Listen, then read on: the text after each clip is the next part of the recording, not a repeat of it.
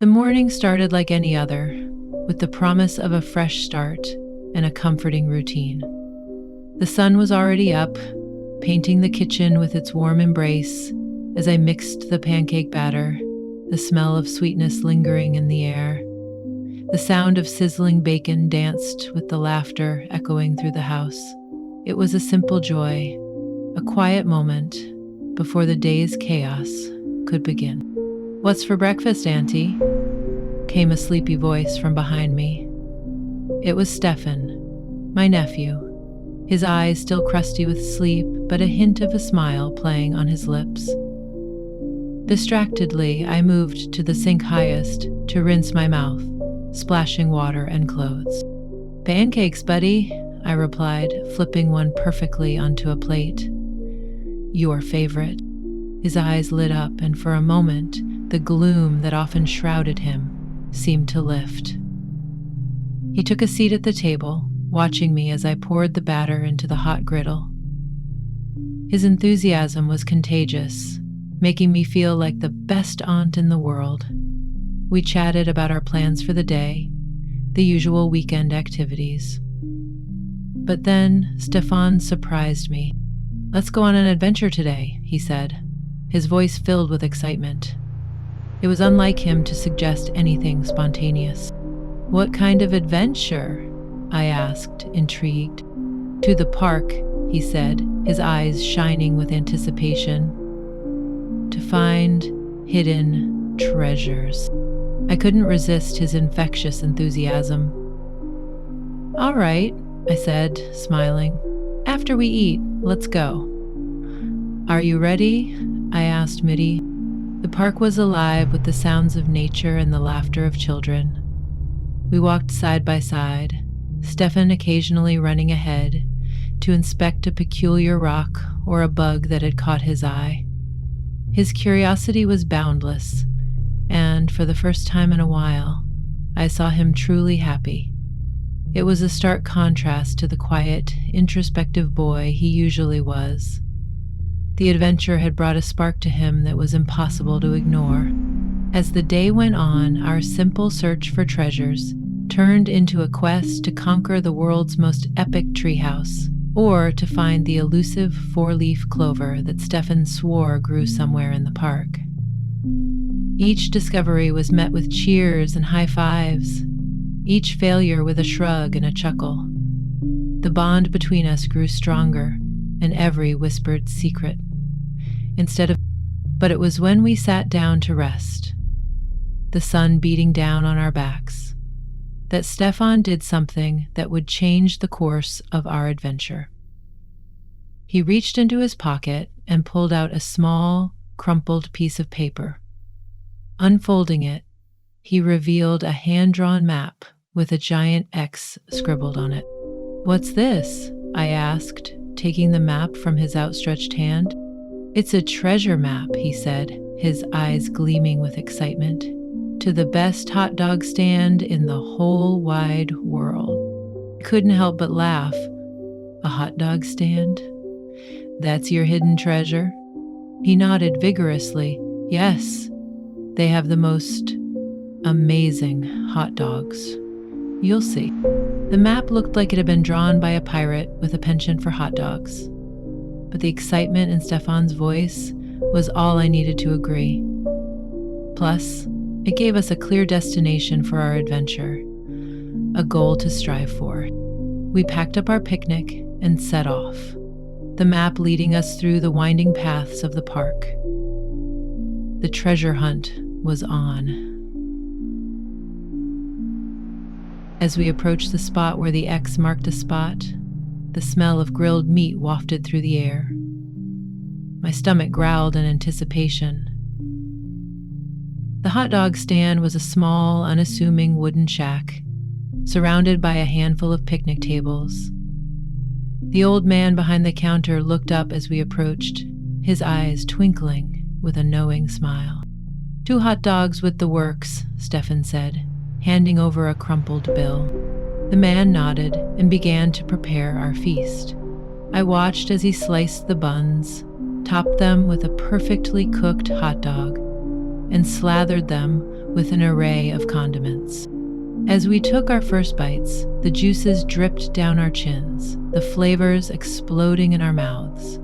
It was indeed a treasure, a culinary delight that surpassed any hot dog I had ever tasted.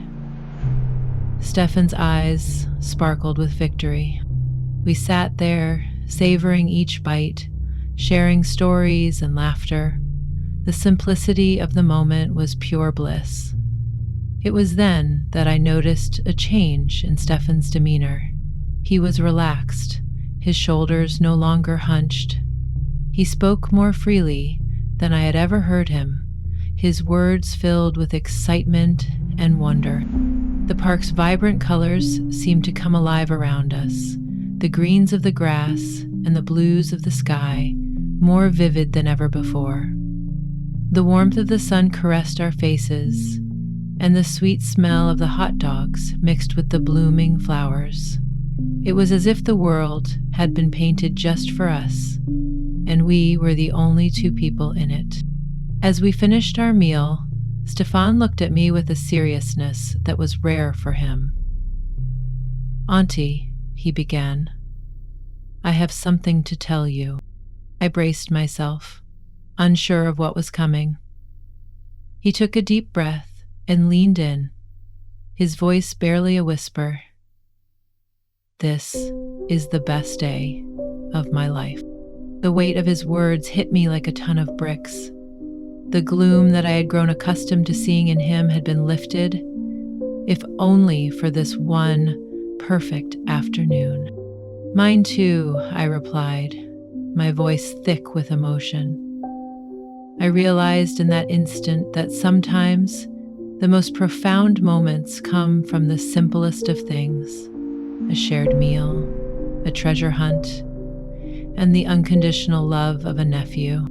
We spent the rest of the day exploring every nook and cranny of the park, the hot dog stand becoming our base camp. The adventure had brought us closer, and I felt a sense of purpose, a connection that transcended our usual roles. As the sun began to set, painting the sky with shades of pink and orange, Stefan took my hand. "Let's make a promise," he said, "to always remember this day." I squeezed his hand in return, feeling the warmth of his touch.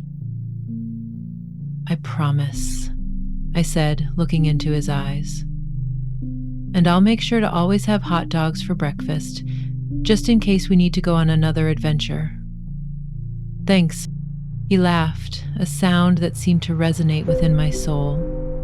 We watched the sun dip below the horizon, our shadows stretching out before us, like a reminder of the journey we had shared. As we walked home, the streetlights flickered to life, casting a soft glow over the quiet neighborhood. The memory of the day's events played out in my mind like a movie reel, each moment etched in my heart. Stefan had given me a gift, a treasure beyond compare, the chance to see the world through his eyes, filled with wonder and hope. And in doing so, he had reminded me of the power of love and the joy of the unexpected. Our lives would never be the same, but as we stepped into the house, the lingering scent of the park and hot dogs still clinging to us, I knew that together we could face whatever tomorrow held. For today, we had found our treasure, and it was each other. The next morning, as I prepared breakfast, I couldn't shake the feeling that something was amiss. The house was quieter than usual. The sunlight filtering through the kitchen windows didn't seem as warm. I hoped it was just the post-adventure blues, that Stefan's excitement would return as soon as he smelled the aroma of the breakfast I had planned, his favorite eggs, perfectly scrambled with cheese, and crispy bacon that crackled as it hit the plate. But as he shuffled into the kitchen, his eyes were downcast, his smile nowhere to be seen. He took his seat at the table without a word, and the silence between us was deafening. I tried to lighten the mood with small talk about our plans for the day, but he merely nodded, unresponsive to my enthusiasm. Then, suddenly, without looking at us, suddenly slipped away. I served him his plate, the eggs and bacon steaming up a gentle fog. But when I reached for the hot dogs, something strange happened. The package grew heavy in my hand, pulsing, almost like a living thing. I set it down on the counter, heart racing, and turned to face Stefan. "You don't want those," he said, his voice calm yet firm. "Not today." The confusion washed over me and I stared at him, unable to form words. The joy from our adventure had been replaced by a tension I couldn't explain. But I knew I had to ask. "What do you mean?" I managed to say, my voice shaking slightly. He looked up, his eyes meeting mine for the first time that morning. "I found a different treasure, Auntie. One that doesn't come from a map." I waited, my breath caught in my throat, for him to explain. But he just took a bite of his eggs, chewed slowly, and swallowed. "Sometimes," he began, "the best treasures are the ones you don't expect to find." The room grew warmer, the air thick with anticipation. I felt a tremor of fear mingled with a strange excitement. What was he talking about? "Remember how I said I wanted to show you a greater experience than the hot dogs?" I nodded, my thoughts racing. What could be greater than that? He pushed his plate aside and stood up. "Come with me," he said, taking my hand. His grip was firm, and there was something in his gaze that I hadn't seen before. A determination, a need. I allowed him to lead me through the house, my heart beating faster with each step. We ended up in the living room, where he pointed to the old family album that sat on the shelf.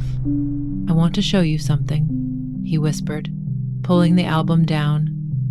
He flipped through the pages, past the photos of smiling relatives and faded vacations, until he found what he was looking for. He showed me a picture of us taken years ago when he was just a toddler, clinging to my leg as we played in the park. The same park where we had had our hot dog adventure. "This," he said, tracing his finger over the image, "this is the treasure I found." He looked up at me, his eyes shining with a newfound understanding. "The treasure is the love we have for each other, Auntie, and it's right here in our hearts." The weight of his words settled into me, and the tension from the kitchen dissipated like early morning mist. I wrapped my arms around him, feeling the warmth of his small body pressed against mine, and realized that our adventure wasn't just a fleeting moment of joy, but a gateway to a deeper connection. We sat there on the floor of the living room, surrounded by the echoes of our past, holding onto the treasure that was each other. And as we turned the pages of the album, sharing stories and laughs, I knew that the greatest adventure was the one that unfolded every day, right here at home. The days that followed were filled with more surprises. Stefan's newfound sense of wonder had an infectious quality to it, and soon we were seeing the world through fresh eyes together. We discovered hidden gems in our own backyard, from the delicate patterns on leaves to the way the sun painted the walls with shifting light and shadow. Our bond grew stronger with each shared smile, each whispered secret, each quiet moment of understanding that passed between us. I saw the world through his eyes, and it was beautiful. But as time passed, I noticed a shift in Stefan's behavior. He was quieter, more introspective. Whenever I asked him if he was okay, he would simply nod and give me a small smile. It was as if he was holding something back, a puzzle piece to our treasure map that didn't quite fit. One evening, as we sat on the porch, watching the stars emerge one by one, he finally spoke. "Auntie, there's something I need to tell you." His voice was solemn, and my heart skipped a beat. I waited, holding my breath as he took my hand in his. "I think I've found a treasure even greater than love," he said, his eyes searching mine for a reaction. Intrigued and a little nervous, I encouraged him to continue. "What is it, Stefan?" He looked down at our intertwined fingers, took a deep breath, and spoke with a tremble in his voice. "I think I've discovered a way to keep our adventures going forever." The air grew still, and my heart raced.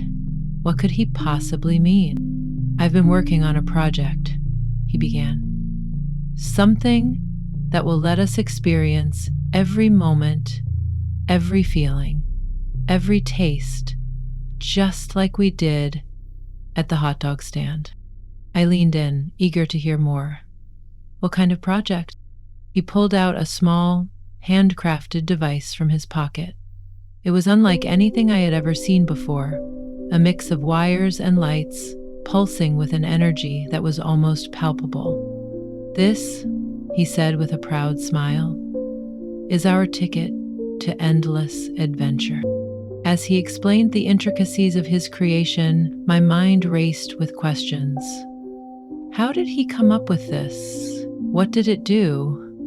Was it even safe?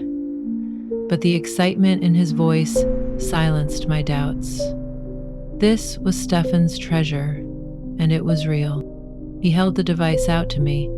"Will you help me, Auntie?" Without hesitation, I took it in my hand. "Of course, Stefan. Whatever this is, we'll do it together." And so we embarked on a new adventure, one that would take us further than any park or treasure map ever could. Our journey into the realm of Stefan's imagination had just begun. In this peaceful, low-lighting, old maple-shaded, sunset-skied room, Stefan closed his eyes and worked to recreate memories. He called the device the Adventure Catalyst, a contraption that, according to him, could capture the essence of an experience and recreate it on command. "Imagine," he said, "being able to feel the warmth of the sun, taste the sweetness of our best memories, anytime we want." We spent the following weeks working on his invention, testing it out with simple experiences. The smell of Grandma's cookies baking, the sound of rain on the roof, the feeling of a warm blanket on a cold night. Each time, the device captured the essence perfectly, encapsulating moments in a way that was both eerie and exhilarating. As the days turned into weeks and the summer sun grew lazier, our experiments grew bolder.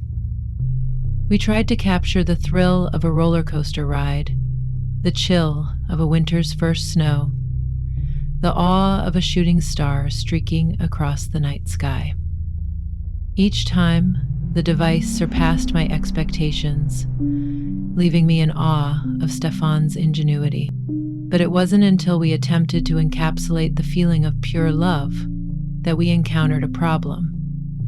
The catalyst began to pulse erratically, the lights flickering wildly. Stefan looked at me, his eyes wide with a mix of fear and excitement. "Auntie," he whispered, "I think we've done it." The room grew warmer, the air thick with the emotions we had shared. And then, with a brilliant flash, the device went still. In its place sat a small, glowing orb, pulsating with the intensity of our bond. Stefan took it in his hand, his eyes filled with tears. "This is it," he said. "This is the ultimate treasure." We held the orb together, feeling the warmth spread through our bodies. The love we had for each other, the joy of our adventures, the pain of our past. It was all there, tangible and real. But as we marveled at our creation, we realized that the world outside our bubble of happiness was changing. The orb grew hotter, the light brighter, until it was almost too much to bear. Stefan looked up at me, his grip on the orb tightening. "We have to share it," he said, "before it's too late." And Mayafor said, "And so, we did. We took the orb and released its energy into the world, watching as the light danced through the streets, touching the hearts of everyone it passed. The transformation was immediate. Our quiet town became a place of laughter and warmth, where neighbors greeted each other with smiles and children's laughter filled the air. It was as if the treasure we had found had been waiting for us to uncover it all along. Our town became our reclaimer. We stood on the porch, hand in hand, watching the magic unfold. And as the light grew dimmer, I knew that our adventure had come full circle. The treasure we sought was never in the park or on a distant map. It was in us, in our love and our willingness to share it. Stefan looked up at me, his eyes shining. I kissed his forehead. "Thank you for making every day an adventure, Stefan." And as the last of the light faded away, we stepped into the warm embrace of the town we had changed, forever bound by the treasure we had discovered together.